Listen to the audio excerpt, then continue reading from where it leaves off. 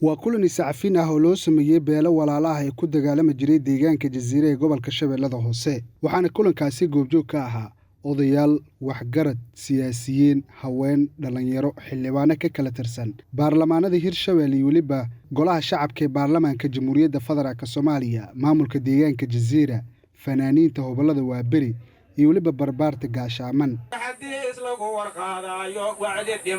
waxay dhiman adduunkaan ma jiro warisa diimeed ee dadku sawaa walaal wada dhashiyo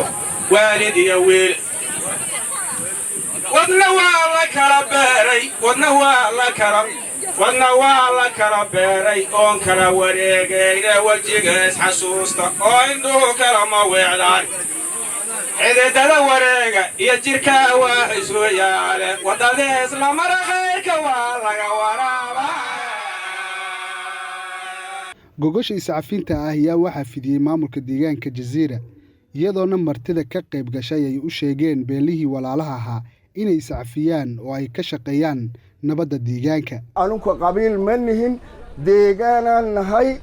deegaankeynana ninkii soo faragelihaya oo beriga ka bacdi 30 sano dib noo dhigeen anugu milila hebel melihi laakiin waa waxaan koonfur galbeed ahayn oo Muqdisho ah ninkan maasalaxa noogu imaahayn inuusan beriga ka bacdi uusan noo imaahayn anigu koonfur galbeed oo saddexda gobolaan nahay birtaas dheeraa milila Muqdisho noo xigta wixii ka soo koonfureeya anigu danahayan ka tashanay in ubadkayna dambe la isku diran ka tashanay in milil dalkayna burbura aanu dhisanay ka tashanay inay raali naga ahaadaan rabnaa gudoomiyaha deegaanka Jasiire Cusmaan Maxamed Nuur ayaa iyagu sheegay muhiimadda ay leedahay nabadda iyo waliba iscafinta dadka ku dhaqan deegaanka Jasiire waxaan idin leeyahay gacmaha aan isqabsano aan si wada jir ah wax wada raadsano aan si wada jir oo wada dhaqanno dhulkan asiga ayaa naga haraayo anaga waa tegaynaa marka taas xisaabta lagu darsado wax walba way hagaagayaan haddii gacmaha la isqabsado 30 sano oo dib u dhac ah deegaankan si gaar ah ayaan u malaynayaa inuu xusi doono oo asiga uu ka dambeeyo deegaanada dhammaan wadanka ka jira uu ka dambeeyo aad uga dambeeyo waxa kalifayna waa waxa maanta aan u fadhino aan ka wada hadalnay siyaasiyiinta ka qayb gashay kulanka ayaa iyaguna dhankooda sheegay in dadka ku dhaqan waaxda Huurshe ee deegaanka Jasiire inay u baahan yihiin nabadda qabiil la iskulama wada hay karo ee sharci iyo nidaam iyo dawladnimo lagu hay karaa marka dawladda horta dhala doontee ogaada yaan qof kastaba iyo dimbi iska gasho oo waxaan rabaa samay karaa tiraahdo yeysan hadhow soo roogsanin ee ku xisaabtantaan leenahay horta saasa loo ogaado meeshan ceel huura leeyahay waa waaxda koobaad waaye waa waax aad iyo aad dadkeeruna haddii wixii dhannahayo dhaca laga reebo aad iyo aad u wanaagsan yihiin dawlad ay rabaan dadka ay soo dhaweynayaan dadkii idinka qaxayo dad badan uma qaxayno anigu deegaanka ma aqaanaa wixii ka qaxayo wixii jooga waa kala hela marka wixii hadda joogana wixii maqanna maanta imaanayaan hadday soo socdaan kulligood waa imaanayaan iyo farisku fiiqi iyo waxyaabihii la soo marayo canaabta ahay sida looga heshiiyo looga dawoobay ayagoo dadka u sheegay u yeereen waxaan leenahay maadayd ka gaarto heer ceelhuur dhalinyarada iyo odayaasha iyo gabdhaha iyo dhammaan bulshada heer ceelhuur waxaan leenahay waa mahadsantihiin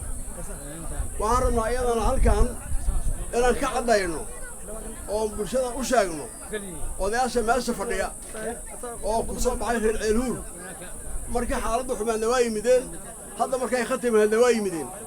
waxaan leenahay waa mahadsantihiin akhyaarta meesha fadhiyo hogaaminaayo cadaar cumar faan cusbow iyo akhyaarta kaloo maa fadhida oo hogaaminayo oo ku soo baxa buuqi meeshaan ee gacanta ka geystay oo guri walba tegey oo meel kastoo qorraxa u fadhiistay waxaan leenahay maadaama idinka gaarto muraadkiina berigaa la gaaray gunaanudka kulanka ayaa waxaa ka hadlay xildhibaan Cabduqaadir Carabow oo ka mid ah xildhibaanada golaha shacabka ee baarlamaanka Soomaaliya isagoona sheegay in loo baahan yahay ka shaqeynta nabadda deegaanka Jasiire iyo iscafinta dadka walaalaha ah ee ku dagaalami jiray gudaha deegaankaasi walaalka awdisho wax horumar ah ku gaaraysa ma jirto waxa waaye walaalka awdisho garab la'aan waa garabkaaga go'ayo qaraabada halkan joogto waxaan rabnaa inay gacmaha isqabsadaan